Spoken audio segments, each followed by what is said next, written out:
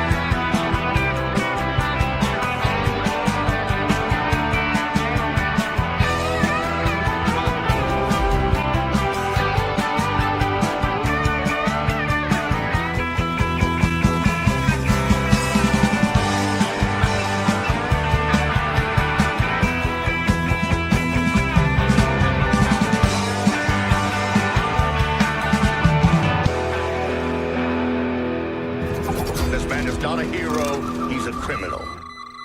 Shut up!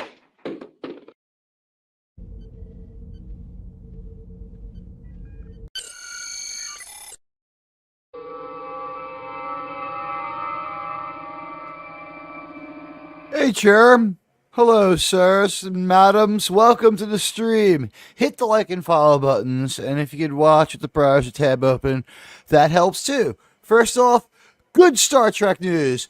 Our intrepid reporter, Buddy Hepburn, has brought to us a documentary that I posted in the chat for the members of the show. Sir, did you see that? Exciting and enjoyable video about the making of Star Trek the Motion Picture. I haven't been able to see it yet, but it's on the list. You're going to like it. It's from the Unification people. Well, it's bound to be good. You know what was weird? When they were showing Star Trek Las Vegas, it wasn't doing too well. Like, it wasn't like a million people there, but the one thing that was cool was they had stuff from Unification, and it gave me it actually gave me like a little bit of excitement to see it. Like, I thought it was kind of awesome to see the stuff from Unification. I feel like it's the last legitimate William Shatner Star Trek. That's the last Star Trek, really, possibly, but maybe not. So we got that. But first off, the good news is Otoy. I guess it said Otoy. Look for Otoy Star Trek here on YouTube. You'll find it. You got to dig around a little. They don't make it easy on you. If Buddy has the link, he can post it in the chat. This is great stuff. It's a wonderful documentary. It was archival footage from like the 70s, 80s, and 90s. So it's like pre-insane George Takei, and it's like so weird to see him the way he was then as compared to now. I don't know if you remember well, you're not that much younger than me. You saw this one as an adult. How profoundly he changed in about 10 years. Yeah, Twitter wasn't the greatest thing for him. Not only that, but I mean, he had like a case of Orange Man dementia. He was insane about that. Although, I guess compared to Tuvok, he's pretty calm. Well, yeah, it's always relative. All right, so Buddy, thank you guys. You got a great 31-minute, I believe it is, video from the Otoy people about Star Trek. And hello, who's here? We got Ruby Hoove. Ruby Hoove, I want to thank you so much for being a contributor to the memberships of the channel. You are the best. Thank you so much for doing that consistently. We have a nice little community. I made another video the other day. I don't know if you had a chance to see it, Germ, but certainly after giving me a 99-cent super sticker, you don't have to give me you don't have to watch the video. But thanks, buddy. I appreciate that. Did you see the last member video where I unpacked my Gina? You know what? while people are still streaming in, and let me say hello. Maybe I'll go over some of the stuff that's on there. It's a little more structured there, but you know what? Let me get into it with you, and also let me get your chats up on screen all at once. Trying to highlight everybody. Doomcock's got it right. He's figured out the optimal way. Thanks, Doomcock. Once I figured out what the hell you were doing, I've been doing it ever since. And it's a great way to keep you guys involved in the show without highlighting too much what's going on. And let me switch this to live chat, okay? Now, hello to everyone, sirs and madams. Who do we have out there? We have Ruby Hoove, we have Resolute Germ, we have Wallace Lang, Gavin Blackburn. Hello, Ruby Hoove. Hello to the Dead Man.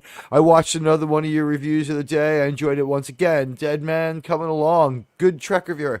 Buddy Hepburn is here with us. He posted the link for the Roddenberry archive. Here's our friend Deej Odyssey.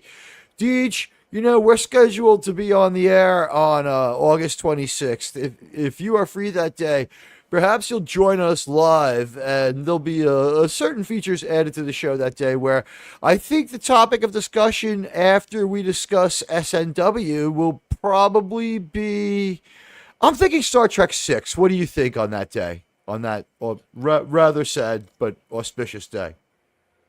Star Trek 6 would be good. Deej, DM me. We want you on here that day. It's good to see you, buddy. We love you. It's good to see you, the Trek reviewer. Hello to, as I scroll back up, myself. I'm in the chat. Gavin, I think I said hello to you. Buddy's here. Ruby, thank you. Radioactive at the top of the chat. And with that, I think for the moment we're off. Let me jump to the new. I'm older than you. Don't give me that shit. You're old. Geez, I watched so many videos. I was watching the one did you do SNW?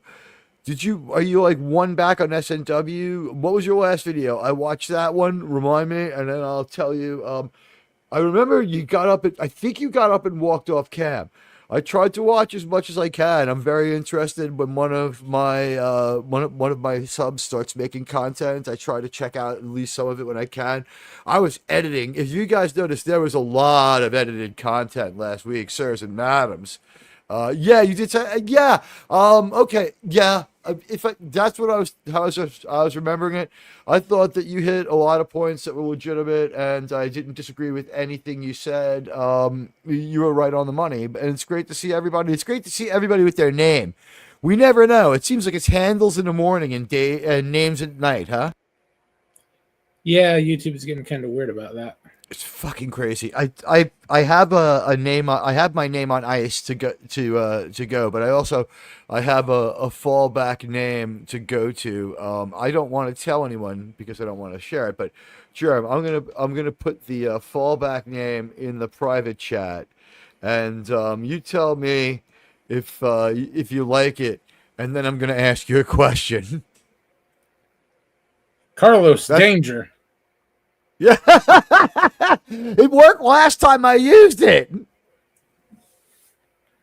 Well, keep going with success. All right. Hey, guys, it's great to see all of you. Let me go ahead and get you jumped up into warp speed on tonight's first story. Look, again, maybe you're probably going to want to concentrate on the fact that we got Star Trek unification here to deal with. And, oh, my gosh. Sirs, madams, you have a fallback name as well? Yeah, on my other channel, I have a couple of names on the shelf, but I think the few weeks have to go by, so I reserved a few names, and then I released them. They should be freed up in a few more days. I'm going to try it. Okay, there was a bunch of Star Trek videos the last few days that tell us we finally have a strong indications that Kurtzman will be gone. Have you seen any of these? Some. Okay. So while I agree, I have other reasons, and I do not take the source that both Clownfish and I love Andre, and this guy was saying things that Andre's been saying, but we'll get to that in a moment. both Andre's Midnight's Edge video and the video from Clownfish TV cited our friend Tachyon Pulse. Germ, if I told you I read something on Tachyon Pulse, how likely would you be to believe it? It's sort of 50-50 at this point. Because they guess well. Yeah. So They did guess well. Also, they're doing worse than what we do because we actually examine it. we lay out our work when we guess too. We always lay out our work when we guess. We give sources. We always give links. There's usually links in our descriptions when we do things like that. Sometimes you can figure stuff out. Like, we are really good at deducing Star Trek stuff because we jump in, and at least I engage, and I force Jeremy to watch the new Trek propaganda, and like, we just assume that that's what they want us to think, and there's no truth to it whatsoever. But then we can reverse engineer what's really going on and make some fairly accurate predictions. And after 3 years of doing this, like, we've been rolling sevens on guessing what they've done. Like, for instance, the Kurtzman thing, that's coming down the pike pretty much the way we thought it was going to come down the pike. And here's what's going on. There's a bunch of Star Trek videos in the last few days that tell us that we finally have a strong indications that Kurtzman will be gone. And while I agree, I have different reasons, and I do not take their source at face value. They might be right, but it's a channel we've covered a few times, and I don't think anything coming from it should be given too much weight. It's called the Tachyon Pulse, and we've discussed them more than once or twice. Germ, how do you think he's getting this information? Is he just going with the things that are most likely to happen and saying them because he knows wish fulfillment's big? Like, they're going to try to make us happy, so there'll always be discussion of Babylon 5 reboots, right? So, Breakthrough Babylon 5. He's posted. How many times has he posted that there's going to be a Babylon 5 movie? Have we overrun his time frame yet? I think a couple of times. We also, it comes, Radioactive found this guy for us. Radioactive always has his fingers out there looking for bad Star Trek and good Star Trek propaganda too. And it's hived off another channel called Sci Trek. Now, I don't know how active Sci Trek is. I've only done my examination on Tachyon Pulse. To wit, I should probably read their channel description. Maybe we'll check that out tonight. But my guess is that he goes with wish fulfillment, things that he most likely thinks will happen, and Google Trends mixed with some kind of AI to get percentages, and then he just goes with another kind of AI to make thumbnails that have been programmed by like some company in South Korea, but programmed to make like highly effective but not very cool like thumbnails. His thumbnails are very clear, but like sometimes they leave out articles of speech. It's clear what's going on, but it's just broken English. It's like English. But by the way, this moved me. This was the thing I was talking about. I was surprised to be emotional when I saw Robin Curtis's unification dress. Robin Curtis has said she believes that the reason Lieutenant Saavik was left on the planet Vulcan was because she was pregnant with Spock's baby boy. That is, I think, maybe in a novel. I know that the deal was, the first plan for Saavik was that it was Spock's daughter, and that she was the daughter of Spock and the Romulan commander that they accidentally end up sort of semi-kidnapping by mistake in Enterprise Incident. And that, because of what happened with Kirstie Alley and her beautiful headlamps, she was just reading the wrong science fiction books, huh, Jerm? Yeah, let's say that. So what happened, because of what happened with that, and because of Leonard Nimoy's on and off fascination with not being in Star Trek, which I think was just a shrewd money move, but like they were right. There's a couple of times there where they were just at their wits' end. They had recast him, although I do feel bad for the actor who was cast to play Vulcan. a Vulcan, a full-on Vulcan who is like, aware of and intimidated by the reputation of Spock. And that guy was hired just to antagonize Leonard Nimoy, and they never thought they were going to keep him. And he's the guy who's the head of the station that gets eaten by the V'ger cloud. They spun the character off onto another actor who they melt in the transporter. But Tachyon Pulse is a lot of wish fulfillment. Was it you who said it, or was it Sean who said he thinks that possibly Tachyon Pulse goes to and is member of a lot of expensive channels and pierces their paywall, and that he just asks people like Robert Meyer Burnett? It's possible. I think Sean is the one who came up with that theory. He might be using top flight memberships. It's a strong guess. Which would mean that his information is still hypothetical, but informed hypothetical. Here's the Tachyon Pulse website, okay? You can see, let's go back. Check out their thumbnails, okay? New Deal, how 4 days ago. No one, unless he, and this was like, I don't want to, maybe check out his website. You can make up your own minds. I'll give you the link in a minute when I get there. But you can see, here's the guy. I can do this without getting any copyright implications, can't I? There's a guy. This is every video is like this. This is every video.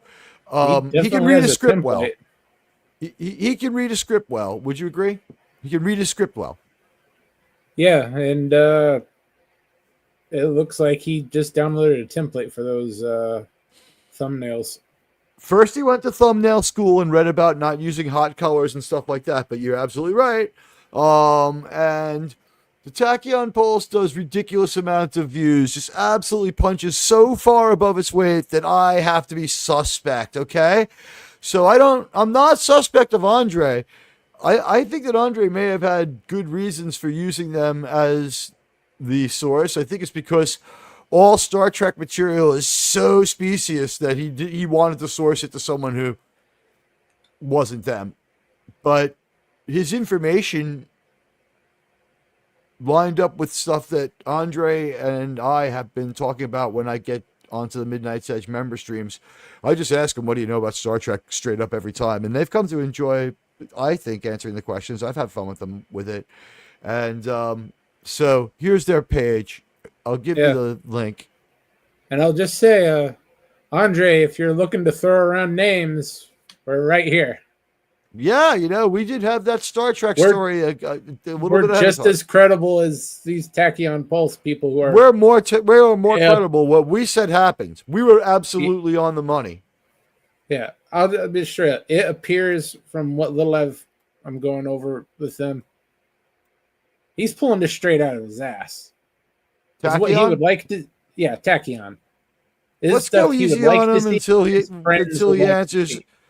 In this discussion? Let's go easy on him because he hasn't had a chance. He deserves a chance to respond. And Tachyon, you're making a lot of news. You're on Clownfish. You're invited on here. I'll do a show at 3 in the afternoon so you can come on British time. This is the deal with Tachyon Pulse. You can go on there and you can watch their videos, but unless you join the channel, you're not going to be able to ask him how he got it. And if you do, and people have, no one has leaked anything. So here's the deal. Tachyon Pulse is part of the Sci Trek family and is a channel about sci-fi, fantasy, movies, TV, and science stuff. We are geeks and we make content for geeks. I think that what happened was Sci Trek got used too many times and too many crazy rumors, and he had to move on. This has every look of a constructed website, but with like buying a lot of impressions in very inexpensive countries, like third world.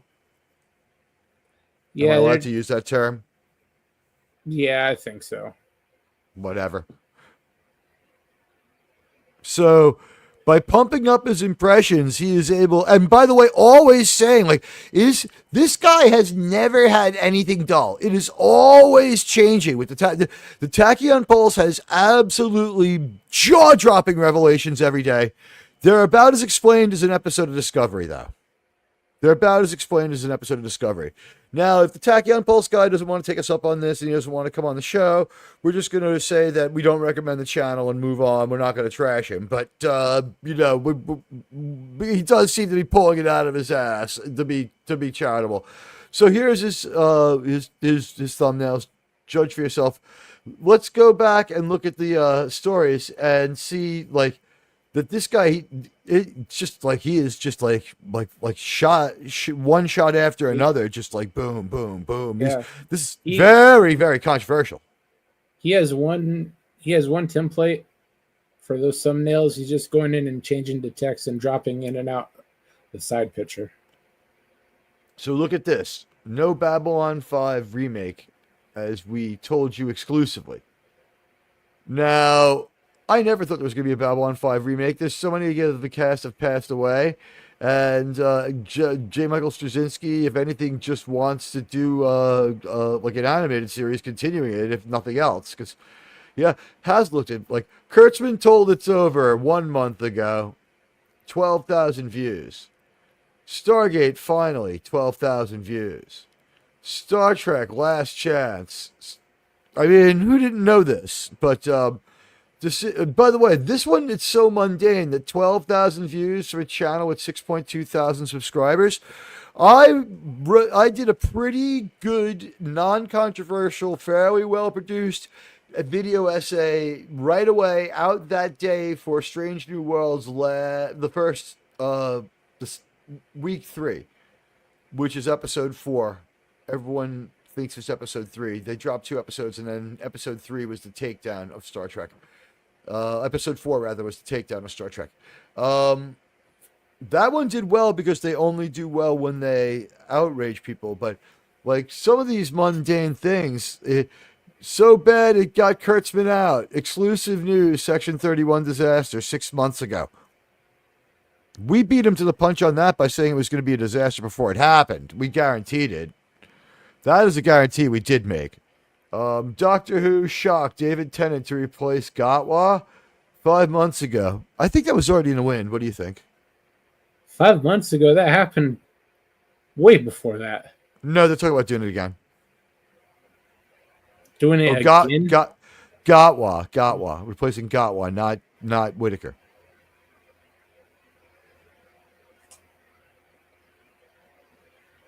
Still, that happened way boy. more than 5 months ago.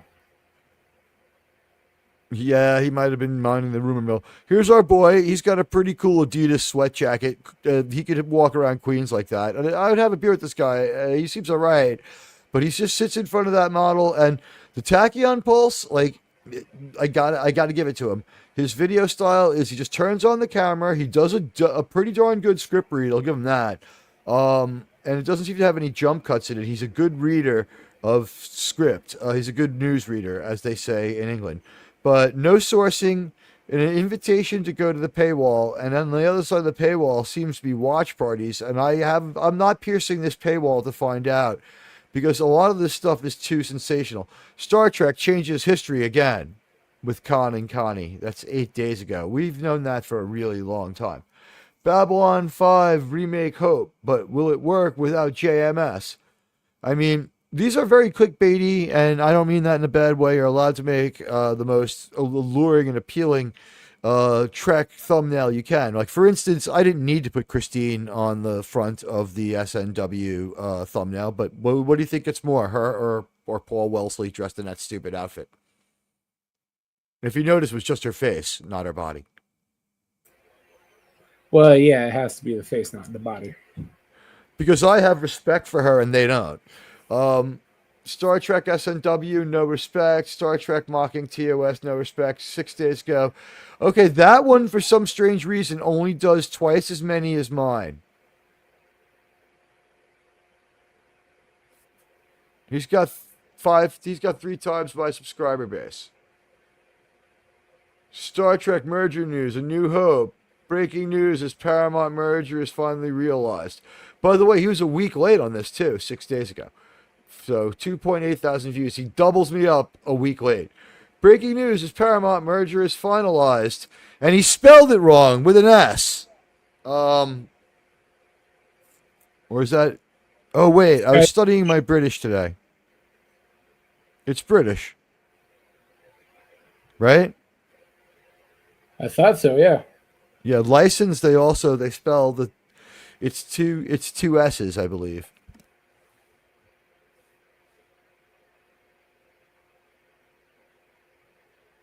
The American posters for License to Kill when James Bond was like Timothy Dalton before you were born were like in British.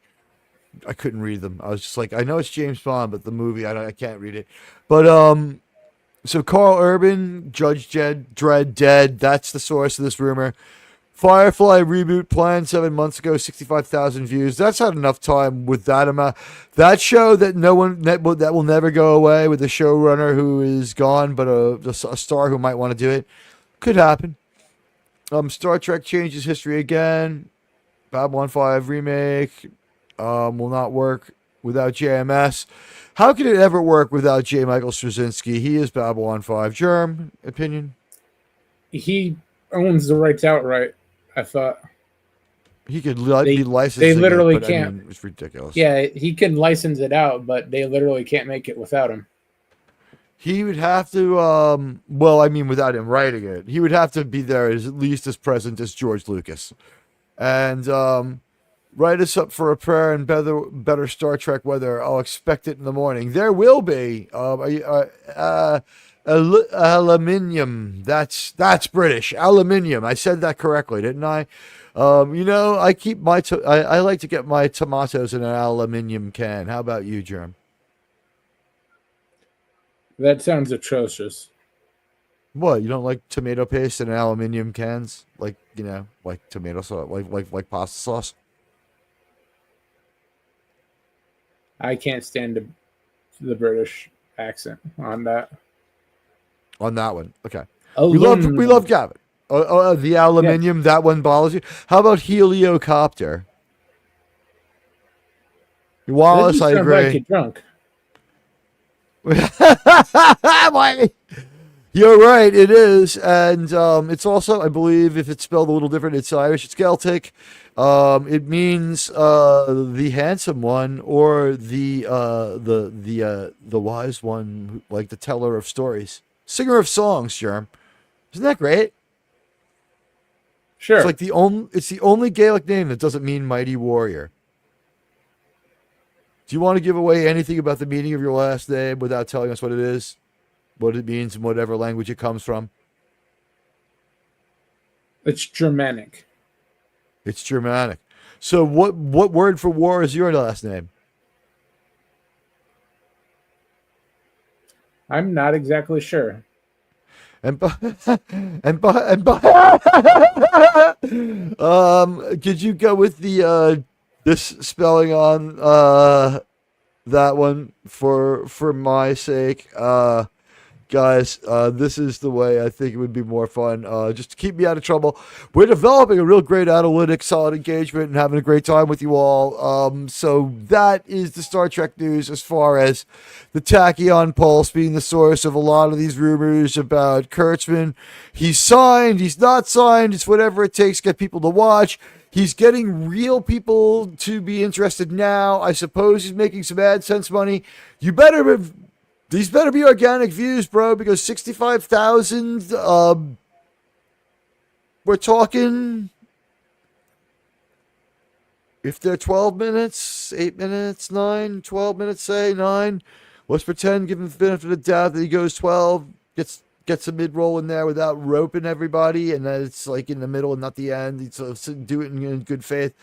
It's a lot. That's a lot of AdSense money, but like, you could create, and we've seen people do this. You could create the impression, and I would point out we have not. So, like, why wouldn't we have this many subs if we wanted to, right? We have seen people do this crazy shit for very little money. The Tachyon Pulse, I'm not making any accusations. I'm just stating a fact. What we see here costs about $500 worth of views, right? If that. 12,000. Well, they're all 12,000 and 18,000. That may get that high, but it'd be close. If you're doing all this in like a fifth world country like VPNistan, and you're like seeking out bots, like the price gets like super low, and you could. Here's the deal: you could get the one of the things that frightens us as YouTubers, and Germ and I have seen LDG do this for fun.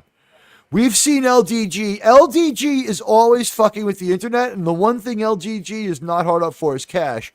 He's a really smart guy, and he can fucking probably make all the machines in the house come to life and attack us, so I don't want to piss him off.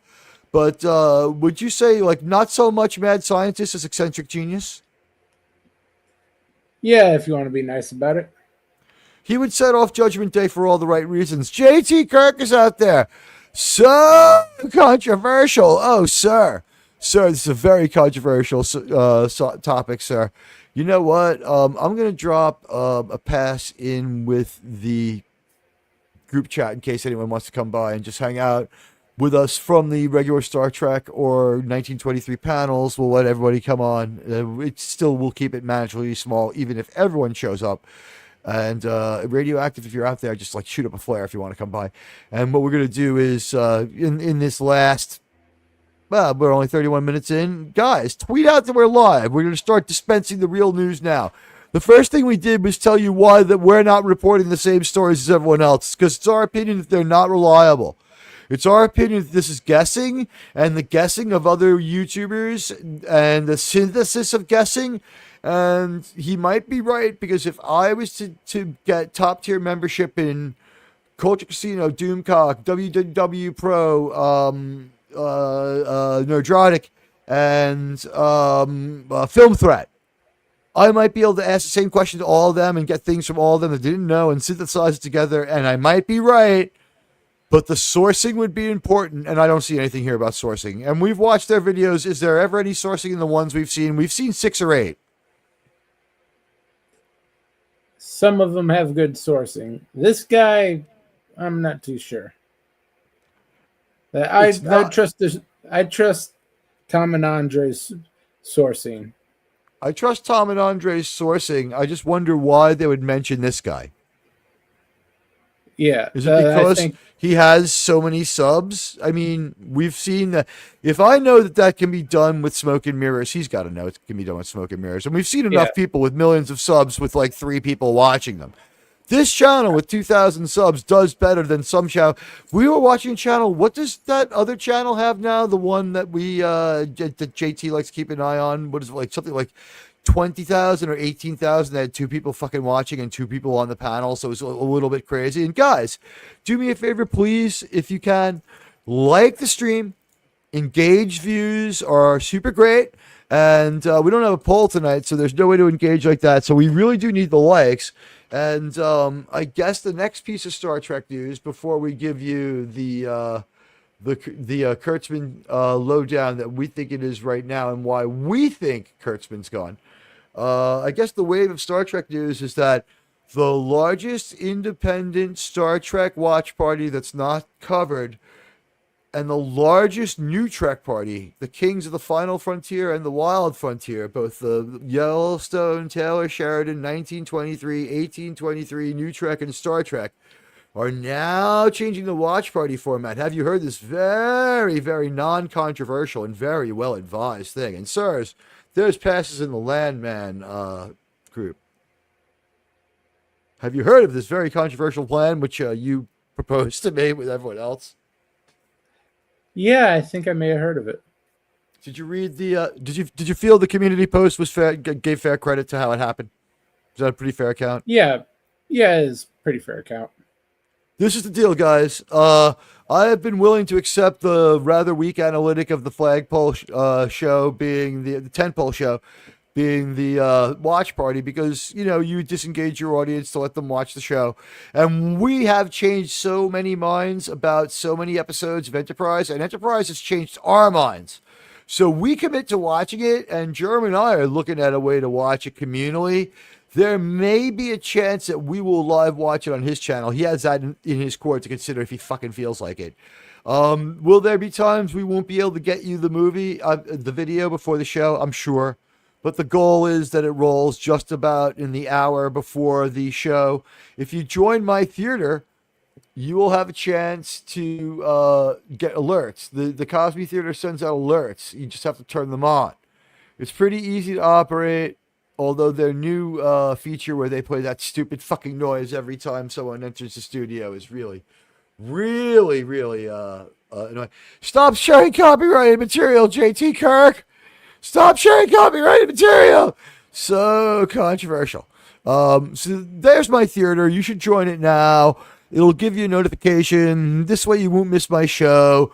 We show the SNW on there so that you can see it. And then after that's like good and over with, sometimes there's a little while we have to sometimes get our heads together. But we usually roll at 11 p.m. on Thursdays, and we give you our review.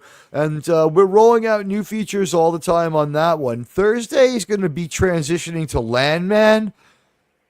There's like a 4-week gap. I'm thinking give everybody a week off and then like 2 discussions on Landman. Like Landman Part 1, a week off. Landman Part 2 leads right into Landman Season 2, Part 1. Sounds good. What do you think? Have you finished your rewatch? Or when was the last time you watched Landman? I watched it through maybe in May, and I'm just starting to rewatch now. It's an enjoyable show, and since we already knew from 1923 that Michelle Randolph was 28, once you realized it was her, you felt okay. Isn't it messed up how they didn't change anything, but it doesn't seem like her at all, even though she plays a similar character? Although, like, in this case, 11 years younger than the last one. I'm sorry, like, what is it, 6 years younger than the last one she played. It's 11 years younger than her. Yeah, she seems very, very different.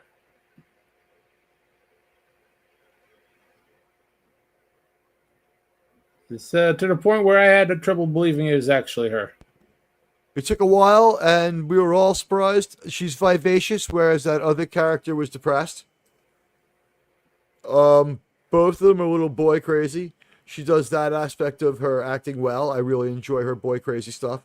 And Michelle Randolph in Landman is coming off as a high schooler about to go to college.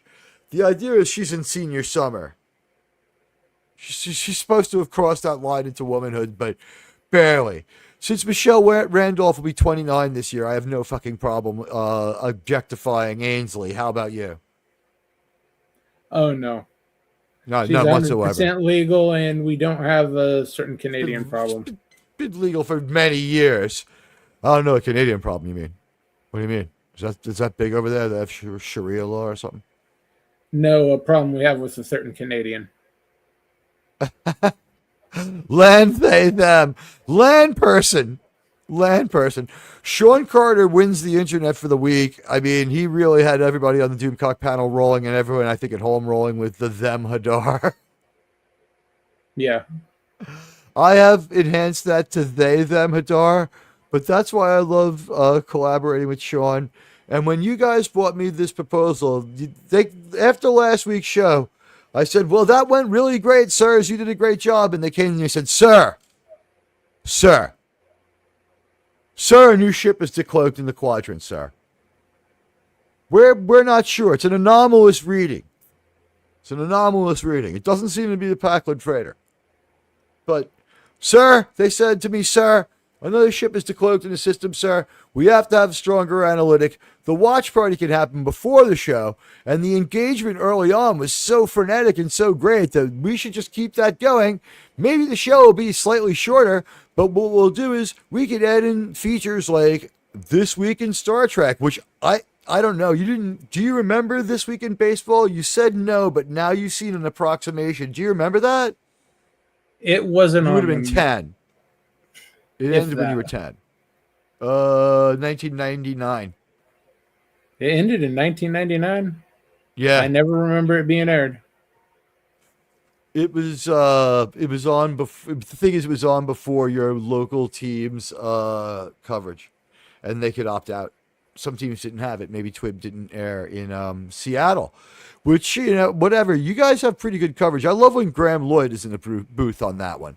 So anyway, enough with the Tachyon Pulse. Back to your chats. I love you guys. And also, after what's been a great couple of first weeks of this month, I hope you're happy with the videos. And not that I doubted for anything, but Germ, what do you think Landman said about? What do you think Grok said to me about Landman? I've trained Grok to call me sir. I hope it highly recommends the show. Then it's one of the best on Paramount Plus. It said that because the show started strong, but then had a major engagement spike in February, we saw all Taylor Sheridan get crazy red fucking hot.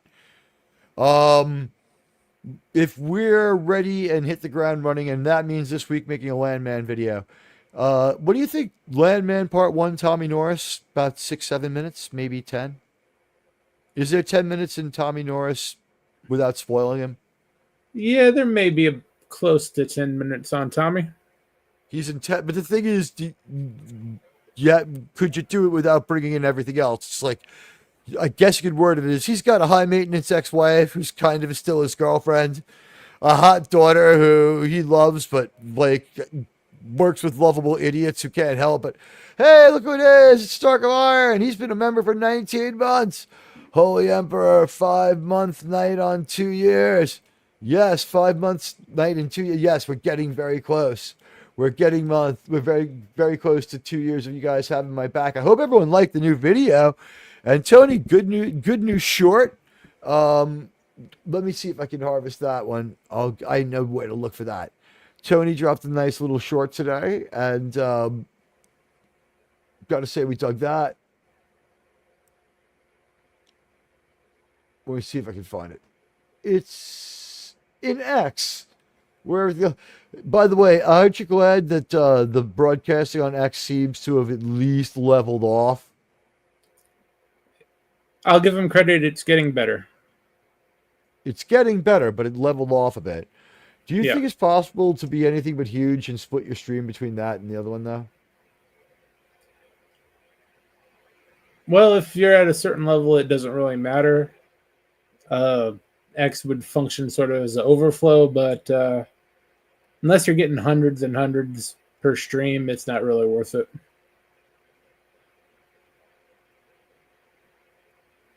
Okay, Buddy Hepburn left me a bunch of interesting emails. Buddy, I'll be back for those. I've got to grab... Where did I put it? Oh, this was the funny picture of the day in the chat for my show. Here we go. Come on. This is pretty funny. You know what? There's this humor. It's dark. Thank you. Let me find that short. Germ, as far as the next story that we're going to jump to, it is the Section 31 timeline and what's happened with that. Just quickly, while I pull this up, while I whip this out, do me a favor. Describe to everybody what's been going on, in our opinion, as far as the unauthorized Star Trek and the uptick in production since that incident, that inciting incident of Section 31. I believe at this point, Kurtzman knows the jig is up. He's going to have something, well, with the trailer of Academy. Which, by the way, was why 4 days ago Tachyon Pulse decided to pretend he was renewed. Yeah. He's going to go to Skydance and say, I just need X amount of money to finish off this first season, and then you'll never hear from me again. He's going to try to balloon that number as high as possible, spend as little as possible, and then walk away. He knows that the game is up. He's lost. He just wants one more relatively big payday, and then he's going to move on. Can't get much worse. You know what? Here's Tony Skeletor short. It's pretty funny. Good Skeletor voice by Tony. Is Skeletor also Starscream?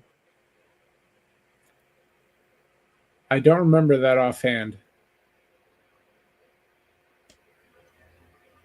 I don't think so. Did I get the right one, Tony? Is this it? I got the. This is the one that you shared over with Jacob. Two totally different voice actors. All right. It's in your X. Give me a minute on that one. I got to get ahead with this story for a moment. But there's one of Tony's shorts right there. All right. So this is the timeline.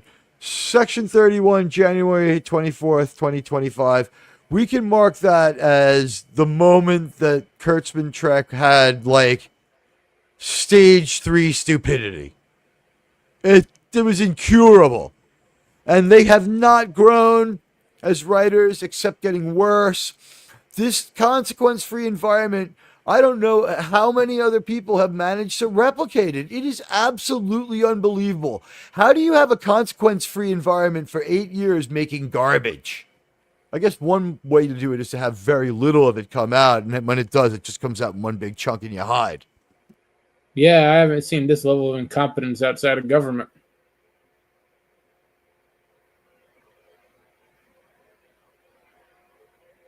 Section 31 was just batshit. So, February 13th, 2025, New Paramount filed information statement with the SEC. That starts the wheels turning. This was when everybody was making the Kurtzman prognostications and stuff like that, crescendoing through the spring. And then I think July 7th was the date we went live with our revelation. I guess a few weeks before that, maybe it was as little as a week. I forget now, but July 7th was a date we knew coming. 7/7/25 was the second night was I think it was 24 rather was the another extension fell into place, and then the whole thing got put on hold in May of 2024. It was happening. Then they were told they had to see other people. They did. Then when they got back together, they were still in accord and still wanted to sell to each other. And they only had to restructure the deal a little bit. And then, like, I guess in a mighty feat of doing a great job. No problem, Tony. We'll share the other one too. Of doing a great job. The rotating triumvirate of CEOs was a brilliant corporate move. There's no one to take the blame, and you can just keep doing what's best. And they did a great job of keeping that company alive for a year. It was hard to believe that happened. Didn't you think it was just going to blow up any moment? It always seems like it's going to blow up at any moment. So, getting more recent. Here we go. July 23rd, Federal Communications Regulatory Commission approval for the $8 billion merger, clearing the last major hurdle. July 25th, Paramount and Skydance announced the merger's anticipated closing date of August 7th, 2025, with deadlines for stockholders to elect merger consideration forms. New Paramount Class B common stock was set to trade under the sticker PSKY closing. So Paramount Class B is now the old Skydance, P-Sky. That's their stock market designation. I guess New Paramount will get the PARA back because I would hope they would have held that in trust for them, knowing that they'd come back. Hopefully they get their stock market seat back. It seems like it's under much better management. What do you think of this whole thing as far as Oracle Computing being the owners? I feel it's a good sign. Yeah, it's an improvement. Hopefully on the entertainment side, things get improved. I'm not going anywhere near the stock for at least 2 years. But right. Well, actually, you know what? Because a month of Paramount and a share of Paramount Plus is the same. If you wanted to waste $36, I'm not saying do it. We don't know anything about finance, but like it's so low. You know what I mean? Maybe I might buy some. If you got a bunch of some money to throw away, why not? My personal feeling on it is I wouldn't go anywhere near it for at least 2 years financially, but on the entertainment side, I think it has more hope than Disney. I'll say that much. Skydance was known for making schlocky action movies that made money. And for like a few weird movies too. and here and there a gem. But Skydance not the most coveted name, but they were in on Trek '09. The fear here is JJ will recon them, but I think with Duster getting canceled before the last episode aired or the moment it dropped, looks like he is in Finishville praying his daughter's pop career goes well. What do you think? Yeah, he's gonna look awful silly on her couch.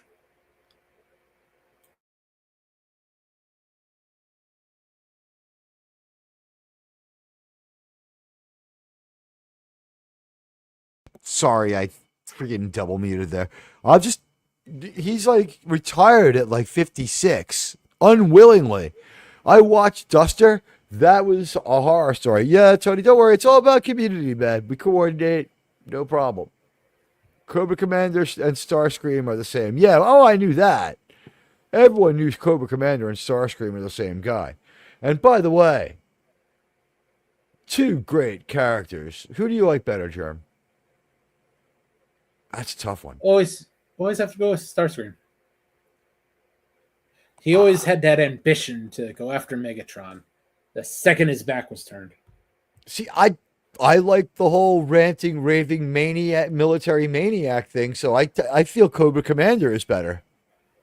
Like he carved his face on the moon, Germ. That was a good, good feat. My AI went off.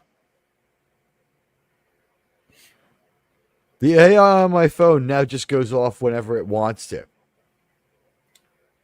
Yeah, I have that problem sometimes too. Even when we force stop it, it's still there. Yeah. JT Kirk giving some patented advice. You've gone too far in a few places. George is already soft spoken. We're gonna have to. I blew the soundbite, Germ. How many times have I done that? I may have gone too far in a few places. Tasha, did I make too many mistakes? Data. I'm only going to tell you this just once. It never happened. Hashtag Tasha too. What the fuck? You know, what was up with her coming to the door dressed like an asshole? Was it like she was like, did she go to the ILEA school of fashion? Like, did you notice it was like an ILEA kind of look that she comes? What is it with 1920s kind of flapper girl looks that Gene Roddenberry loves so much? Is it because he grew up in the 1930s? Yeah, he's just trying to relive his youth, I think. And so also it is a little bit exotic in space. You know what? If I'm going into space, but by the way, that was a good thing that the Enterprise people did was have a Flapper Girl episode. Not so much, but T'Pol basically goes for Flapper Girl style to hide her ears in Carbon Creek. Yeah, I believe that Paramount's going to improve too because the Ellisons are not schlubs or idiots.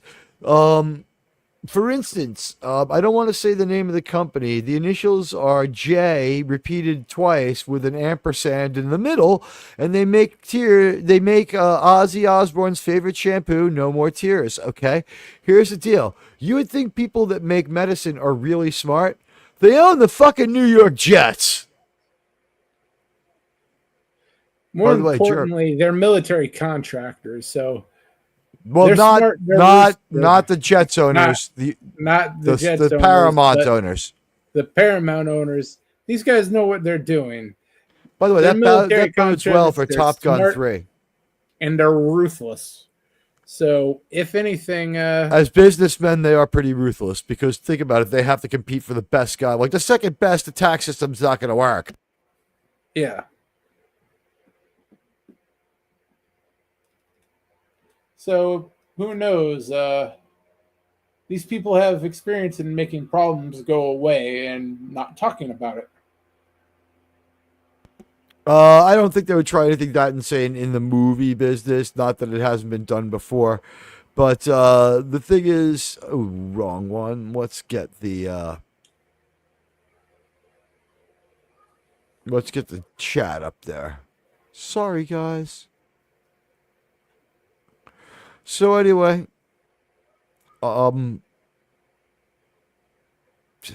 putting the wrong fucking shit up there. Let's just start this over again. Oh, Jeremy, don't you love those days where your brain won't kick in? It seems like this is the most terrible part of all. But it's Strange New Worlds nerfs my intelligence, and then by the time it starts to work again, Strange New Worlds is on again.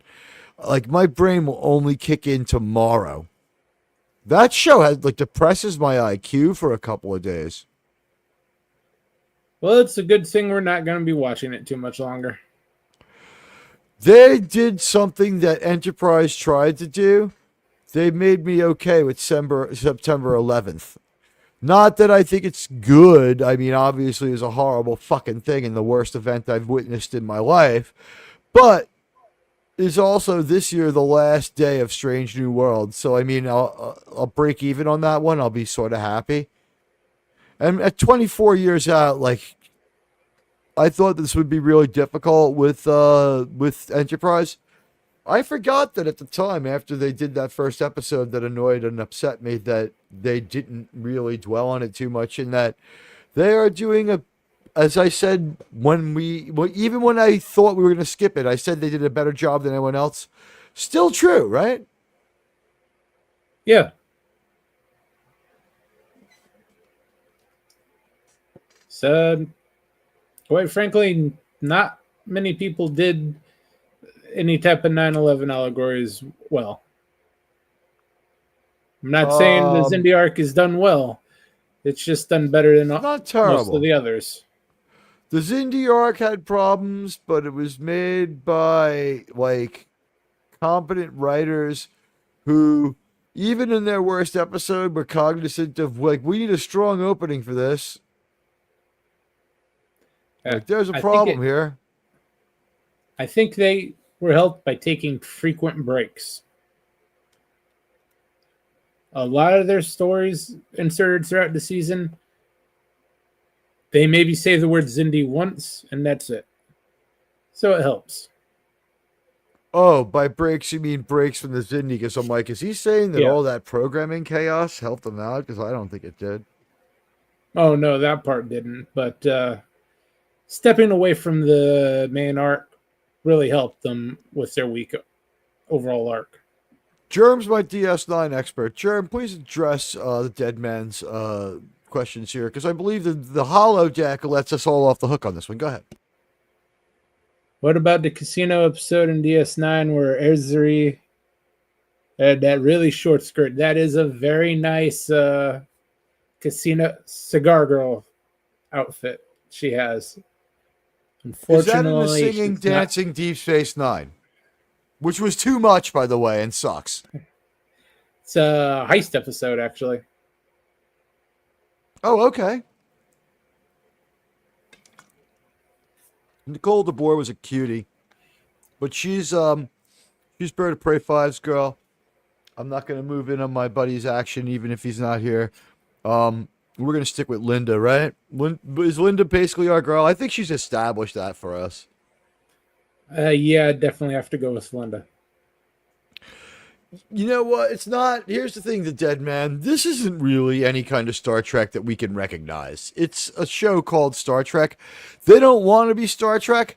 I think what the difference between Enterprise and this is that Enterprise wanted to be Star Trek but take it in a new direction. And they didn't want the burden of being too chained to Star Trek. So in a way, this was exactly what they wanted, because last week with and we were surprised how much we liked it, but with North Star, we got an episode that was deeply sci-fi, in my opinion, a lot of fun, in my opinion, and please tell me that you don't think they attacked that planet of Guardians from Paradise Syndrome, this side of Paradise. Oh no, they I don't think they made it that far into the future. They kind of forgot. You don't trust them? Those cowboys? You're saying, what, do they degenerate into violence? By the way, I remembered something. JT was skeptical of how they had somehow gotten firearms on level of the Old West. They took the whole Yeah. wagon train. They just Yeah. It's like- tractor beamed up the entire wagon train. Those were the guns that the wagon trains had. What do you think of that? Yeah, that's where their technology started off, I would think. And then they just copied it if they were able to get there. I don't think they got there.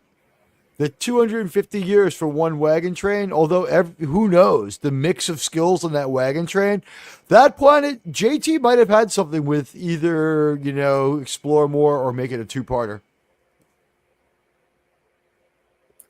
Yeah, maybe they could have done a little bit more with it, but as a fan service episode, I think they did okay. I consider that to be good sci-fi.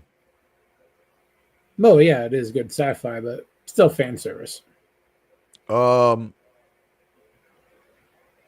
you go. Thank you, buddy. Hershey sauce. Yeah. Star Trek is like Men in Black with the bug mucking about Edgar's meat suit, so to speak. Hell, it's good to see you, Jason Love. Yeah, I agree with you. Men in Black at least was appropriate, and it was a great actor. Vincent D'Onofrio was fantastic in that movie. It was weird. I went to Minnesota for a summer. I may have had a child there. But the thing is, I saw Men in Black while I was there. And it was weird because I was there for so long that I missed New York. So it was enjoyable to see Men in Black. Have you ever seen this movie? Yes, once or twice. How funny is the part where the baseball where the saucers take off and they're flying over Shea Stadium? I don't think the Mets need that excuse. They don't, but what's funny is that is right near the stadium. That is right by their old stadium and their new one. Those buildings were real. At any rate, let's see what's next on the agenda. Going through the timeline, on August 7th, they did close their deal, but listen to some of this stuff that happens in the middle here. July 23rd, we had the merger, and July 25th, they furthered the merger by saying August 7th there would be a takeover. July 26th, San Diego Comic-Con, Star Trek Las Vegas discusses the franchise's future with that interpretive dance shit. And our story made it to Doomcock. Strange New Worlds is set to film its 5th and final season with potential spin-off. Star Trek Year 1 focusing on Captain Kirk's early command. Big pitch by Akiva Goldsman and Henry Alonso. Even they're not working with fucking Kurtzman. They think he's the problem. I think Goldsman's part of the problem too. Well, he's made one too many fucking bold declarations about how it's not going to suck anymore. I don't think anyone believes him. What do you think of this guy's future as a Star Trek writer? I think it has to end right now. Anyone involved with Picard, Strange New Worlds, Discovery, their careers in Star Trek have to be over right now. That interpretive dance, was that not sheer desperation? I don't know how they were sober and came up with that. Dancers, as you said, I was surprised how strongly you advocated for the dancers. You really felt bad for them, huh? But I don't feel like dancing is your... Well, you just know they're in a tough business. Well, I mean, here's the question. You don't like singing dancing movies, right? Like, you're not like, you don't turn on like My Fair Lady. What was it that made you feel bad for these dancers who kind of are just, you've got nothing in common with them? They say their concept on Star Trek is you need to see yourself in the person to feel empathy. These people were the furthest thing from you, and I think a lot of these people played for another team than Germ plays for. Let's just say there was a lot of male dancers looking pretty happy. Well, I always feel bad for people when their paycheck bounces. There was nothing further. You just felt that they were going to get financially screwed. They're going to get immediately screwed by whoever's supposed to pay them when the check doesn't clear. And allegedly, I don't imagine this looks great on a resume, even for what they do. Okay, speculation's cool. JT says the dancing was a desperate attempt to appeal to the Utes, like High School Musical. Yeah, well, I mean, Star Trek Academy, it's going to turn into Star Trek Glee. Let's face it. Star Trek, if it happens. And I'm not making a prediction. I'm going to stay with what I always say. No Star Trek show really exists until it's aired. Section 31, we said likely, and then we said very likely. We never said it was going to air, did we? We never said it was definitely happening, did we? No, it was very doubtful up until the minute it was playing. Yeah, and we're talking the minute it dropped. And guys, thanks so many of you for being here. Hit those like and follow buttons, and please help me polarize the hall. I'm wondering how many likes we got right now. 15. Sirs and madams, you guys are the best. Can you get me up to 30? We're hoping to get some better engagement and also engage with the community tab where it announces the changes to the format to the Saturday Star Trek show, where it's going to be more about you and how you feel and engaging with us, and also some of these new features. This week in Star Trek, so you didn't watch Twib. What did you think of this week in Star Trek? Done in like baseball, like highlight style. It's a good idea. I think it'd be a good way to, it'd be a good addition to the show, and it might be good for a short video. I wonder if training our voices to do the Mel Allen imitation would save us from any problems. I'm still very afraid of using the AI voices. It's still not forbidden, and you still are not required to check the box.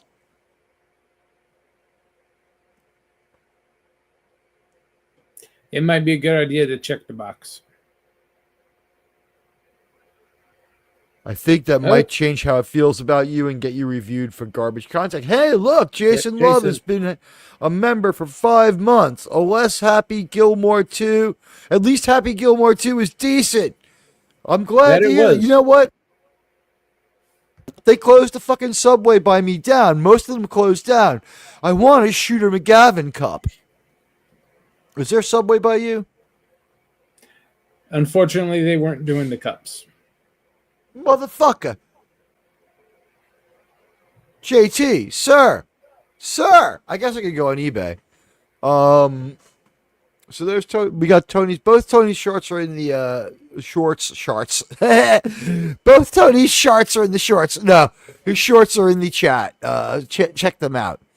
JT Kirk says, if you check the AI box, do you counter by checking the Guardian box? Who knows? It's a good question. Shooter's time for that jacket. I agree. I didn't see Happy Gilmore 2. I heard it was like no Happy Gilmore 1 and not amazing, but with cameos and enough good jokes, it was a fun and like 90-minute movie, right? Like it wasn't a huge deal. Yeah, it wasn't that long. At least it didn't seem that way, and it's a nice piece of nostalgia. The humor aged along with Adam Sandler. Yeah, and Carrie Fisher isn't there to write those great jokes, right? Probably for a benefit. The type of humor from the first one really wouldn't have. It doesn't fit Adam Sandler anymore. Wow, I remember. The man's 60 years old. Do you remember George Michael's Sports Machine? No, I don't. It was an ESPN-like segment that ran after the news before there was an ESPN. And then, if he hadn't gone into music. And Jason Love, thank you for being a member. Jason, I love you, man. You got your Doctor Who's. You got 3 doctors on there, I believe. I can't really tell. I don't have the best eyes, but looks like 3 doctors on there. You know what? 3 good doctors whose names have been besmirched. 3 guys as great as any of our captains. And, I mean, we have a female captain that's 1,000,000 times better than the female doctor. They really fucked you guys hard. I feel bad for fans of Doctor Who. Germ, are you Whovian? To a certain extent. I am too. Not since the Whitaker. That last season with Capaldi. Shooty. Oh. Where they had that alternative lifestyle companion. They made him blind for most of that season. That sounded stupid. Say that again? He was blind for a good chunk of that season. Wow.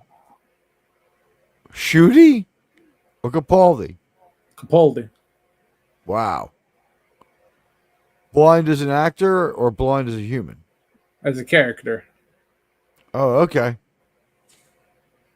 So a differently abled doctor and they are alternative lifestyle companion. God. All right, moving on. Occasional tongue getting caught in my eye tooth also. Oh God, do I ever. Dangling participles, the wrong emphasis. Let's see. The female doctor and on is trash. They even have great examples of female Time Lords, Lorani and Ramana. I remember there was one called the Countess or something who was like an evil female Time Lord who was kind of fun. Yeah, the Sonic sunglasses were fucking retarded. Capaldi was a good doctor, but he wasn't in a lot of good stories, was he? Yeah, the writer's room had gone completely AWOL at that point. But if you know what we wouldn't give for boring rather than just offensive, which is what we're getting now, and it's just offensive. Let's say Admiral Teague today in 1944 is the day Bradley ordered Patton to stop his advance due to too much winning. You know, George, tell us a little bit about it. The Carthaginians defending the city were attacked by 3 Roman legions. Arab women stripped them of their tunics and their swords and lances. The soldiers lay naked in the sun. 2,000 years ago, I was here. Well, this match will not be postponed. Shut up!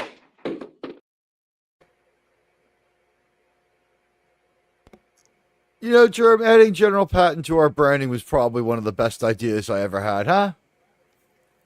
Yeah, it's become a staple. It's fun! Patton is fun.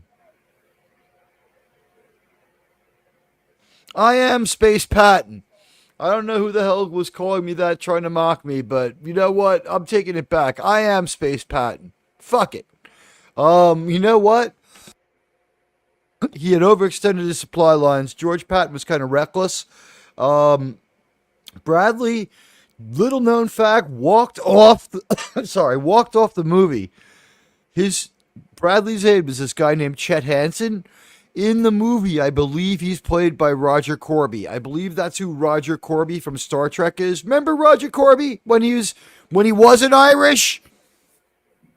Oh yeah. Corby 1.0, literally. You know, I'm thinking about how parochial my view here is. First of all, I'm an American of Irish lineage, but I hear the words at the end of Blazing Saddles. It's like, we'll give some planets to the replicants and the Romulans, but we don't want the Irish. It's like, why are there so many Irish actors on new Star Trek, and they're always preposterous? And why is it they put them in these silly roles? It's like, does Alex Kurtzman find the Irish accent just hilarious? And did you catch last week's failed wordplay with the word Enterprise? I must have forgot that part. Enterprise. It was like when they spend 3 minutes saying God's End or Godsend. It's a riddle. Does it mean God's End or does it mean Godsend? It could mean the end of gods or sent by gods. It's a riddle. And I hate the Alex Kurtzman storytelling style is just the freaking worst. But thank you, everybody who's been a member of my channel. Jason, we love you, buddy. Let's see. So then the Starfleet Academy thing comes out. We have a Starfleet Academy trailer that does not have star Tatiana Maslany in it. I believe that Starfleet Academy is not finished and is simply a scam to get them to give them more money to finish it, acting as though it's there and be like, we just need this much more. And they're just going to try to do what they've done to other people, in my opinion, and sort of like, descend like a cloud of mosquitoes with all 23 producers and just suck a little bit of blood and then go back and to keep most of it and like spit just the minimal amount of it out there into a Star Trek, like so-called Star Trek story. What do you think, Germ? Yeah, I think that's what they're trying to do. One last payday and then run for the hills. I loved this Tom Baker stuff, and they didn't know the Daleks was going to be indispensable, but I know that English copyright law says they have to be in every season of Doctor Who, but the family that owns them, like they have like free will, and I know that in America, like for instance, like you have to get an hourly wage. Unless you sign a contract or become a manager where you just work for a salary man. You know what I'm saying? So, like, I don't know how this works, but why wouldn't the people who own Doctor Who in England, why wouldn't they back off and say, you know what, we'll take the money with the understanding that there will be no Daleks for 3 years and then a major Dalek arc that'll be like 3 episodes and fun instead of one episode shoehorned in every year. F you, give us our money. Are they not? Do they lack the freedom to form that contract? My understanding is it's all owned outright by the BBC. No, the Daleks are owned by the writer or the writer's family, and that you cannot the BBC or if they're owned by the BBC. And I don't know why they would fight themselves on this one, but if Doctor Who doesn't use them every single year, they will lose the rights to the Daleks. Well, there has been years they haven't used them. Then maybe this is an arrangement that shows up because of a settlement later on. Maybe this is for the people because remember, Doctor Who's first continuity ends. It just ends. It's over. This is a second continuity. This is a reboot. And we got a bunch of people out there. Hello, they kind of Adams. They kind of reboot several times throughout the series. That's sort of how they work it with the whole timey-wimey crap. I hate that shit. But I do like Doctor Who when it's good. Terry Nation's estate owns the Daleks. The BBC has to get permission to use them. They need to form a better contract than pay me and use them every year or lose them. It's really, really terrible. Daleks have nothing to do with the Changeling. JT, you've got the Changeling, and I have the center seat. Did you know how much do you think the Mego center seat goes for? Oh, that has to be at least $15.99. I saw it $29.99. Yeah.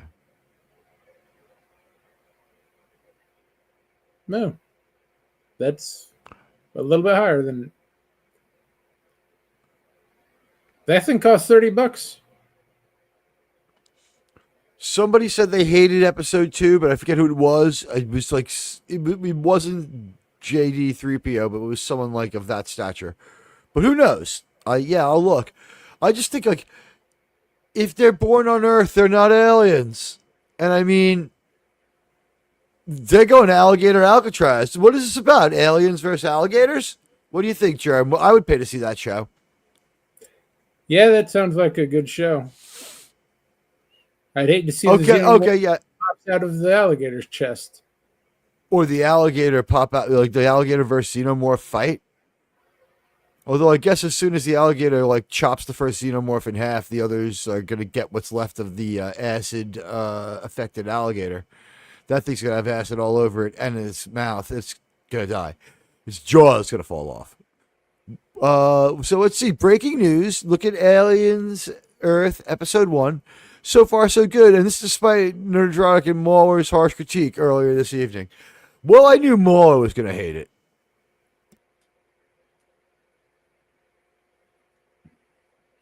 Yeah, I'm not the biggest fan.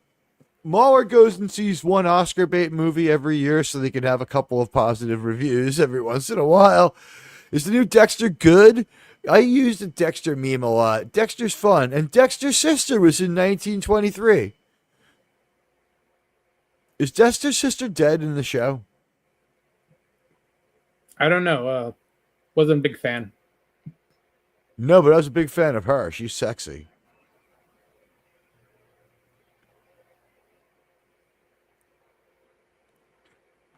It's not my face. It's an avatar. This is like, it's like a Sokka Chan doll. I talked to a Sokka Chan doll and they gave me this avatar.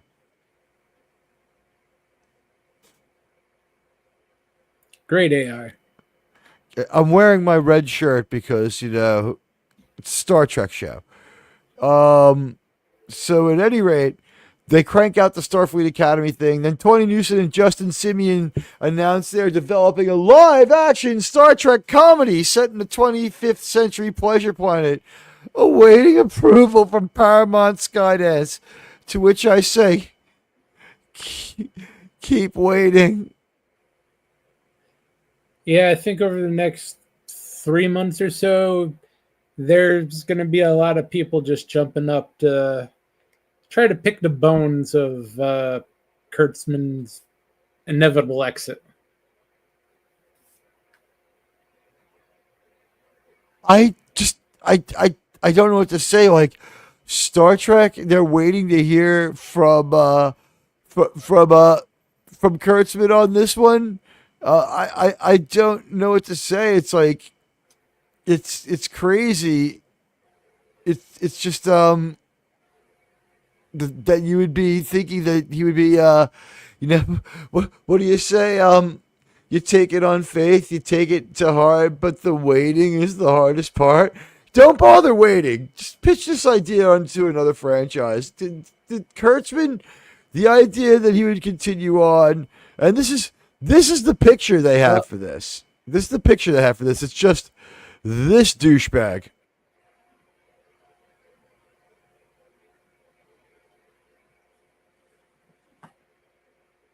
It's just a picture of this douchebag. It got nothing to do. Four new Trek shows being pitched to Paramount explained.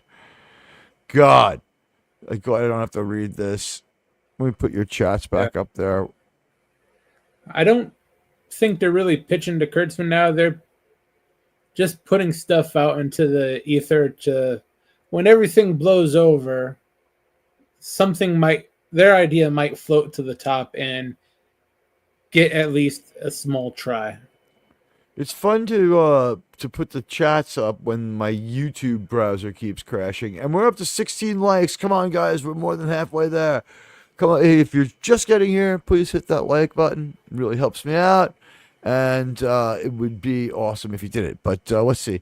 I loved K9. I would keep my weed inside of him, though. How about you? I actually had a robot dog at one point. What? Not quite as nice as K9. Yeah, they sell those. They've been selling those since the early 2000s. Oh, really? Yeah. He's not that hard to make. Star Trek Academy, Collision Course by Shatner and Judith Garfield Reeves Stevens is better than 2009, whatever Klutz is doing. This idea has been around for a long time, and that's how they managed to fleece it away from the person that they had pitch it from them. I think they were able to point to the fact that there had been some talk of it when they were talking about TAS with kids and maybe Starfleet cadets with them and crazy shit like that. And Shatner, but not Shatner, Roddenberry was like, no. But there are two more books as a trilogy, but the Abrams movie halted everything in that track at that time. Well, we may see a resurrection of that timeline. That's the timeline they have the license for, and it would be good to see it. Germ had a Moffat. Germ, you care to address this? I'm not sure what the dog was called, but It was small, it was electrical, it barked, it walked around. It wasn't a canine. It wasn't licensed as canine. It's just a regular old robot dog. Is a Moffat the name of the dog from BSG? I'm not sure about that one. Or are those British cigarettes but starting with a D? Like a word we don't want to say. Moffat is the BSG robot dog. Okay, yes, I thought so. But that dog has another name. The type of dog has a name. It rhymes with the name of comedian Bob Saget. So I don't want to say it. It starts with D, but I don't trust the AI to translate my New York accents right. Yes, thank God they didn't have them on BSG2, which I'm sorry, guys. I like that one a little better. Yeah, Moffat. I don't know. It depended on who was saying it. It depended on what planet they were from, right? The Capricorns had different accents. So, at any rate, that sounds like nonsense. This fucking Starfleet Academy and the Starfleet sitcom set on a 25th century pleasure planet. So, what is this, Star Trek Roadhouse? Who knows? But I know I don't want to watch it. It's probably not going to be the worst idea that you see floating up in the media over the next few months. As I said, it's going to be a real shit show with ideas flying all over around, people trying to take advantage of the collapse. It's Outlaw Bill. What's up, buddy? Hey, Bill. In the chaos, like what do they say? Radioactive told me the best thing that they tell you sometimes in chaotic situations, the best thing to do is the right thing. The next best thing to do is the wrong thing, but the worst thing to do is do nothing. Yeah. With Kurtzman, what he's doing here is everything. It's everything. But July 1st, 2025, all networks reported this, and on August 7th, the deal went down. August 2025, and ongoing speculation persists about Star Trek's future under Skydance, with potential changes to creative leadership and streaming strategy, including possibly licensing to platforms like Apple TV or Amazon Prime Video. Oh, God, could you? Amazon Star Trek would just be so bad. Yeah, that doesn't sound appealing at all. Kurtzman would be kept on.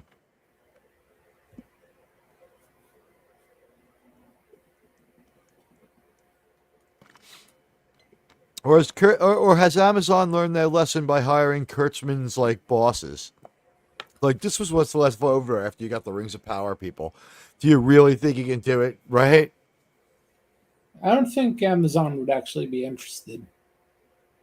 They bought Rings of Power, they renewed it, and they're going to show a third season. Still, they've put all their money into one horse already, so I don't think they were looking to spread out too much more, especially with a big name franchise like that. 2 Star Trek films remain in development. I think we dismissed them. One film is an origin story, and the 4th Kelvin movie. We can forget that. At least the Kelvin movie. Final date happens. The sale goes down exactly as it's supposed to. This is the only interesting one of all the pitches that we saw, or all the ideas that we saw. This was interesting, at least. It seems unlikely, but it's interesting. Michael Sussman, who I believe produced 70 episodes of Enterprise. There's only 96. And Scott Bakula. Bakula basically isn't saying no, is all. Are pitching Star Trek United, a political thriller, Star Trek West Wing. As what President Bakula Jonathan said Harker. was from what I saw, Bakula's statement was essentially, it's news to me. That bad. Okay, I heard he knew, but you know what it is? It's news to him that it came back probably because what happens is there was an initial pitch on this where he said he was interested in returning, or he may have known nothing more than he would be given money to return. But the pitch was made to Kurtzman and he turned it down. What I'm saying is that I like Captain Archer and I would have liked to see his adventures in the earliest days of the Federation, maybe with Captain Trip on the Enterprise, and we see Jonathan Archer a little less, but. It was interesting to me, and they were using the fact that there was new ownership to raise interest, which means don't hold your breath, and I don't think it's happening. And Bakula, obviously, he's like, you're gonna give me money, I'll do it, but like I don't see this one. It's interesting to me because we like Jonathan Archer and because we're doing Enterprise. It's feasible. It would be interesting, but I don't know if we want Star Trek West Wing without an action component. If it was Star Trek West Wing for like the first if it was like a good opening action stinger, and then somewhere in there we had a moment where we went back to Starfleet headquarters and we had Jonathan Archer have to make a call every few episodes, and it was mostly Captain Trip. I think people would love it. What do you think? I'd watch that show. Yeah, it might be okay, but in reality, as nice a guy as Bakula is, he's, I believe, 71 years old at this point. That's not super old. Roger Waters, 82. Still, I don't think it's going to work out. Stones have another tour plan, man. I don't know. I guess you're right, though. Well, as far as your skepticism. Case. The Stones, I think they're undead at this point. All right. So anyway, the merger is completely finalized, and the show Star Trek United.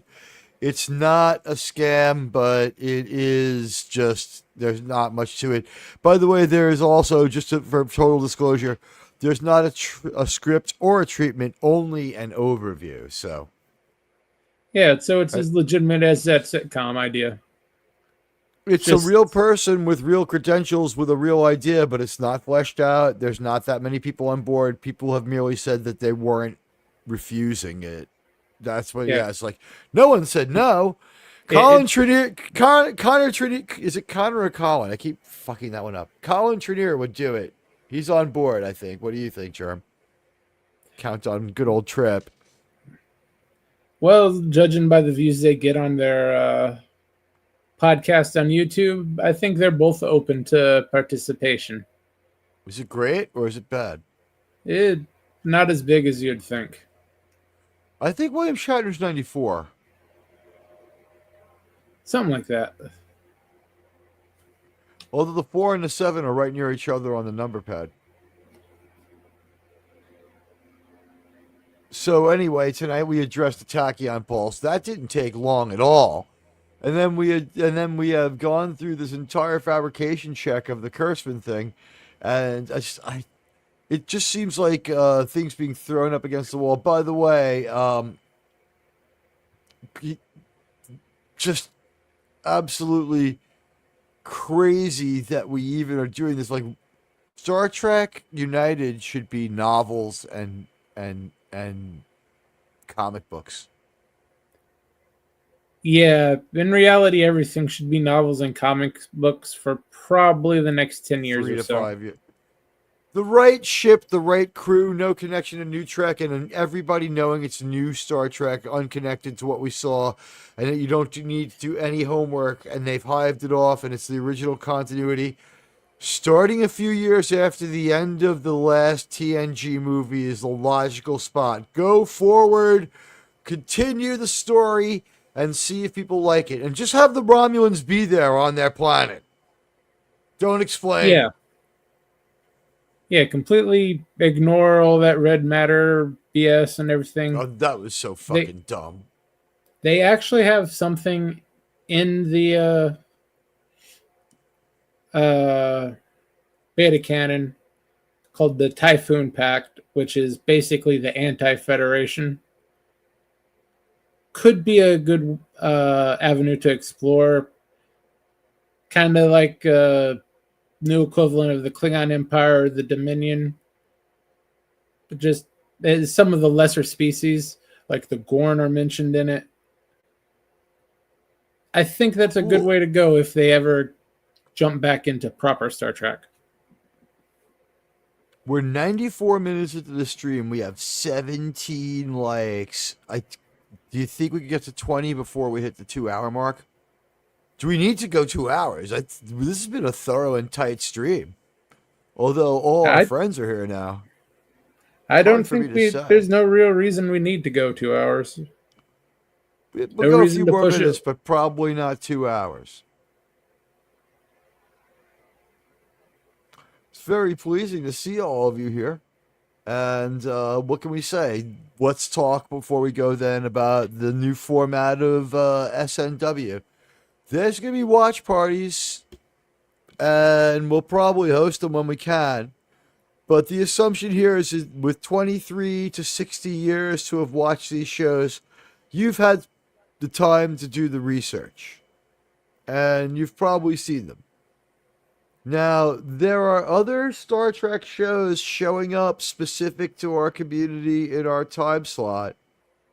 So we can't weaken our analytic by having the show be part of the show.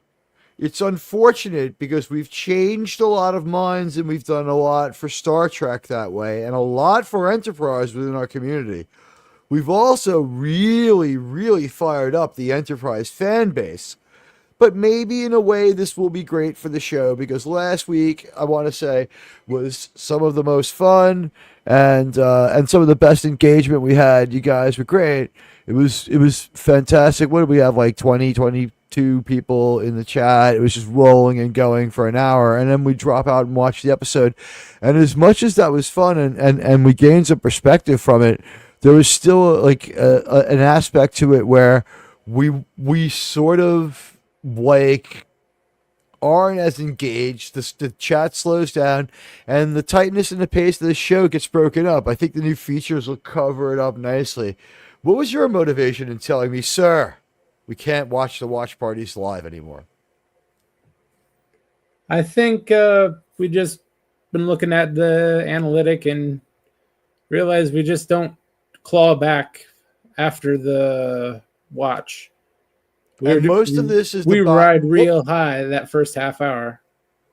And it's too short of a time to throw that away because right now what's going on is there's other people poaching Star Trek in our time slot. Maybe that'll stop and we won't talk about it anymore. But we have to put our strongest show on.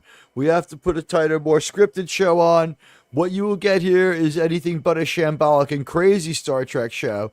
It'll still be fun. It'll still be funny. But this show, we come to bring the reviewing.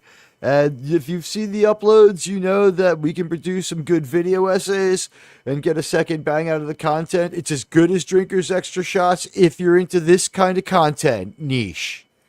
I'm not even trying to say I'm on that level, but I'm saying if you love Star Trek, it's much fun for you. Specific to your stuff. Tonight, we got into a lot of stuff about the Paramount merger, which was interesting, to me at least, to see how far it's come in the year and how long it was put off for. Without saying anything but the big popularity contest in November, do you think that the sale was put off by people who had control before the big popularity contest in November so that CBS could say crazy things about the big popularity contest in last November? That would seem to fit, yes.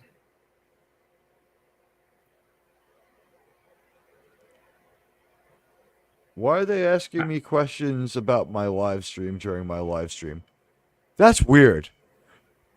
Could you get off my back about whipping people and begging fucking YouTube? Jesus Christ.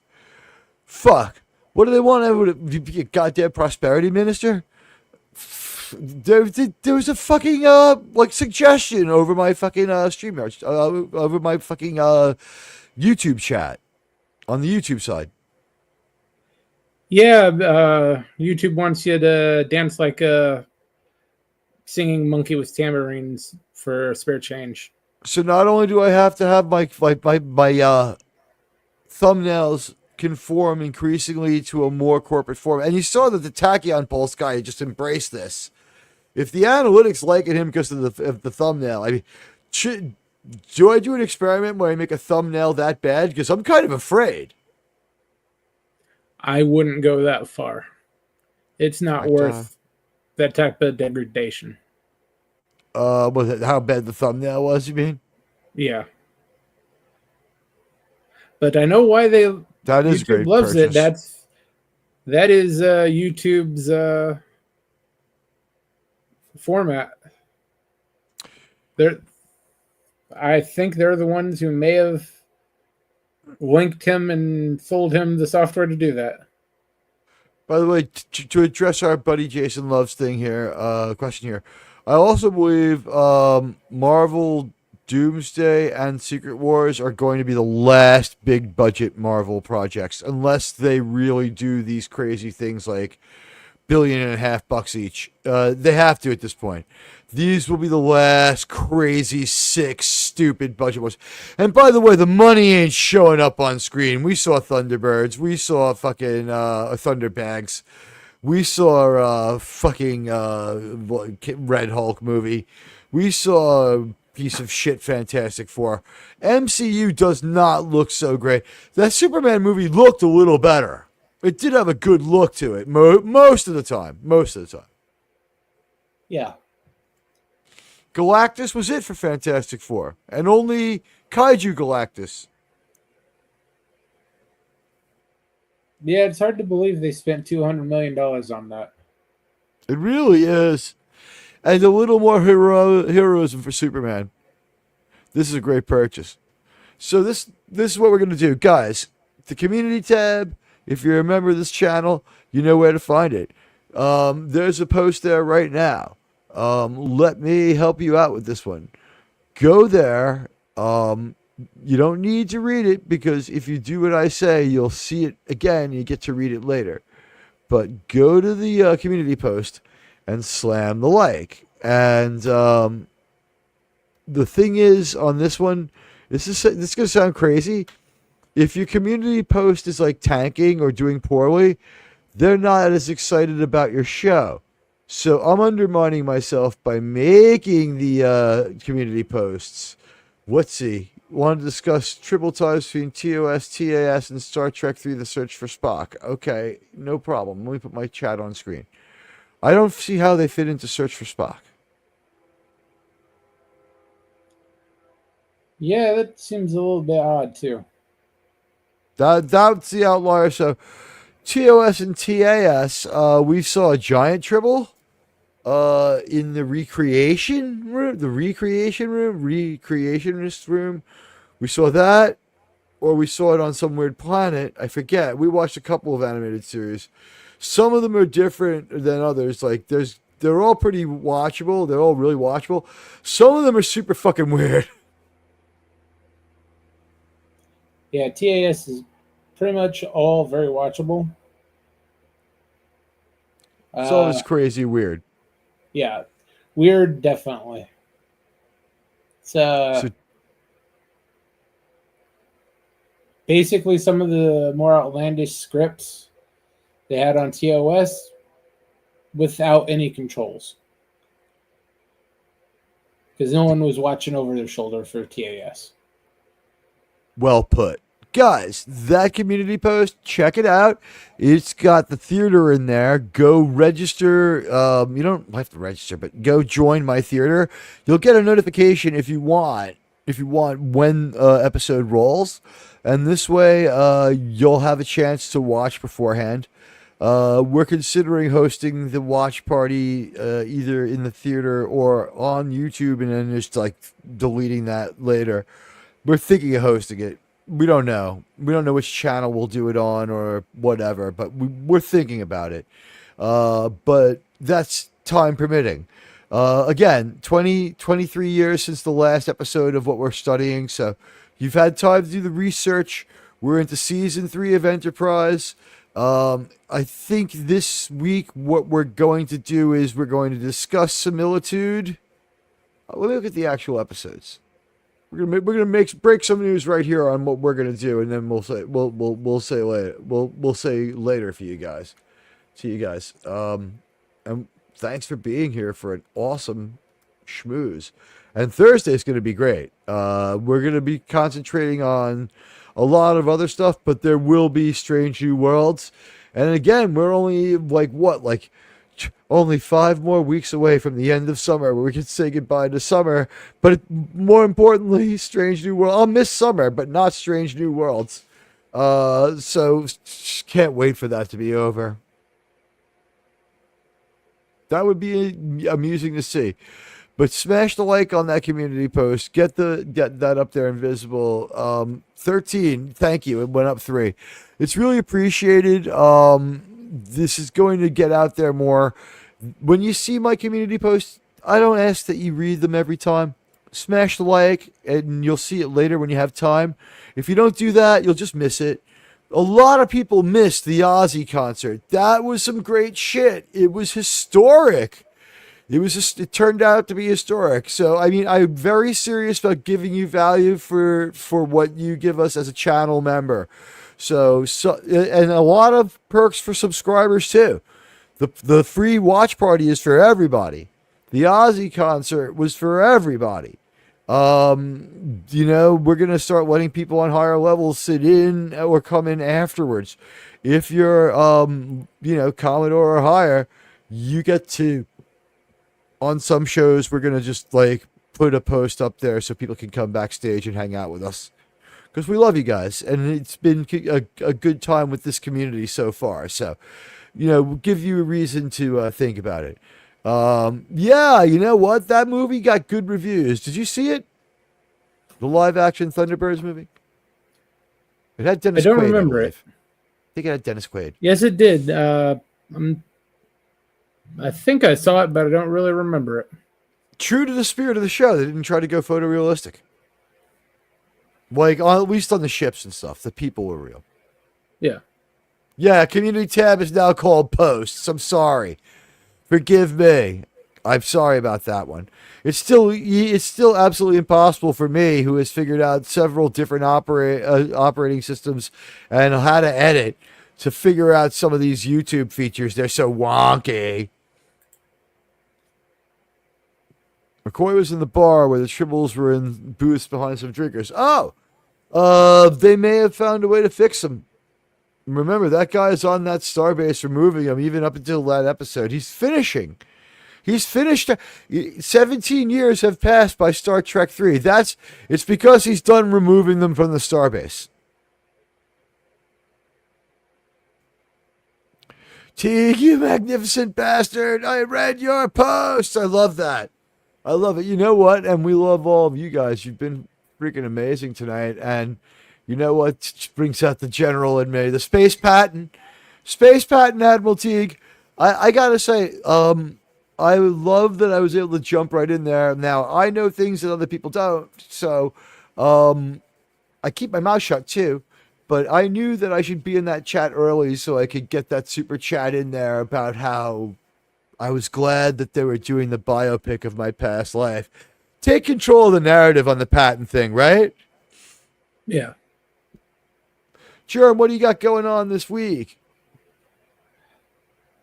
Nothing else this week, but next week we'll have Godzilla versus Megalon on Monday Kaiju Watch Party. Watch the Monday Kaiju Watch Party with me and Germ. I'm learning a lot about kaijus. He's mentoring me in this. It's good to see you, Daniel. We love you, buddy. Star Trek news is Kurtzman's saying he's staying is BS. He only is staying because he's technical advisor or whatever on his own cobbled together garbage show that the last people said would air for a couple of years, but we don't know. They could scrap it and burn it and just they could kick the can on releasing it until it's over for him and then just burn it. I don't believe yet that Starfleet Academy is coming out.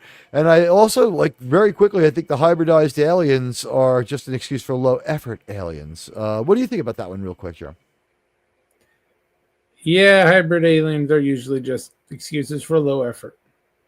Yeah, we're going to have a Klingon that has absolutely nothing done to him. that they them Hadar. Sean made internet history. He said them Hadar, but I'm going with they them Hadar. Because I don't like to do anything that's been done on other shows. So I have my own lore. So they them Hadar on this show, them Hadar on Doomcock. The one we saw was just a fat black lady. I mean, I'm not trying to be insulting, and I don't think the word black is pejorative. I mean, these are Americans, she's a fat black lady with a lot of men. She was the only high effort person we see, and we'll see her in one episode. We saw most of what she's in the trailer. Opinion? Yeah, probably all the screen time she actually got. Yeah, she was too high effort for this show. What time is your kaiju watch party? Gavin's in England, but here in America, it's late for you because we're doing it 8:00 at night our time. Yeah, 8:00 Eastern, 5:00 Pacific time. So 1 a.m. I think. In England. Gavin, do you live by the river? I love the Clash. Do you like the Clash, Germ? Not my favorite. Music's fucking great, but they're just crazy commies, right? Sure. Germ's link is at the bottom of this channel, but I'll fish it up for you guys real quick. Give me a second. You should join Germ's channel because Germ's a great YouTuber. He was very confident of this when he told me himself. But also, you know who agreed that Germ was a really good YouTuber was our friend Bird of Prey 5. Bird of Prey 5 didn't agree with a lot of what I had to say about Star Trek. No, not a lot. Until we sat down and talked about it, and then we found out we were mostly on the same page, and it was just some episodes that we had wild outlier views on. Buddy had it, I missed it, but there's Resolute Germ's channel. Resolute Germ's got some great content, some great stuff to come. We host stuff on there. And then there's like this wild political talk show every Wednesday where I break with my policy because you're my friend, and I talk about my political views. I'm going to come off with surprisingly more informed, but really not, probably, in your opinion, just a little too soft on crime and a little too confident in Trump. That show may or may not continue, unfortunately. Are you getting problems with it? No, I'm just having some changes in my schedule. Oh, okay. Did I sum up my political thing right? Am I still like bipolar cycling back and forth between Alec Baldwin and Donald Trump? Yeah, that's pretty much you, but that's how most people see Ola, New York. It's probably true. Donald Trump came out of the Democratic Party. He said in his book, which I use, The Art of the Deal is probably not a book you want to live your life around, as far as the dating advice, but like how to have a social fight and some other stuff. Real good in there. And Germ, you noticed that in the recent conflict, we won't name anyone, I took a very New York approach to it. Did you know that I go to The Art of the Deal for the methods to engage in social conflicts? Did you know that there's a chapter on that in there?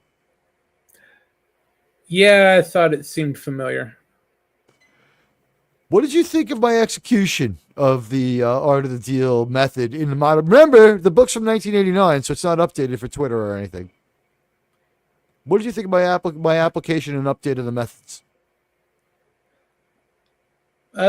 Seemed very true to the methodology. I think that the most important thing was the 3 insults 3 times in every sentence on 3 levels and never using the person's real name to show you have no respect for them while making it very clear that that everyone knows who they are, and giving them a nickname that then supersedes their name that diminishes them is key, because I'm from Queens, and that's how we do it here, guys. That's how we do it. Fear of alien Earth this tonight. It might be true. I love the Clash. I love the Clash. Did you see Paul Simon on Jason Love singing with those kids in the London street? That was great. let's see, huge buzz for Alien Earth. Yeah, I mean, it's a major franchise. We'll see. And we did end up almost going 2 hours. All right, so Germ will be back at 1 a.m. Monday English time, 8 p.m. New York City time, and 5 p.m. Pacific time. If you're anywhere else, you got to figure it out on your own. We love you all, as Ozzy Osbourne would say. And, as always, he's on my mind whenever I do a performance because he was the greatest. And you know what? At the end of every show, we love you all. He meant it. It was just I don't know how I'm gonna deal in a post Ozzy world. But thanks, guys. Thursday night. Do you? It's weird because Big Audio Dynamite was a mixed bag. The Thursday show is going to be a lot of fun. Come by and check it out. We're going to review Strange New Worlds. The whole panel's there. Then we're going to talk about what comes up on Saturday. Not watching the episode during the show is going to be great. You're going to love the theater, and you're going to love whatever hosting format we come up with. All right. Well, there's no one else here to shout out. I salute all of you. See you all later, taters. But you know what? Stick around for Sydney Sweetie. Hit those like and follows if you haven't. If you're coming through later, watch the browser tab open. And, if you listen to it like radio and you're entertained by it, just, turn it on for a while, throw it in the corner, and just help strengthen our analytic. Because gosh knows, watching the show in the middle of the episode is the preferred way to do it. It's very communal. It's very fun. It's very cool. But YouTube just really tightening us up on the analyticals, and the engagement before the shows is now so intense and enjoyable that we want more of it. My crew is right. My crew's always right. We love you all. The word decent doesn't apply to me.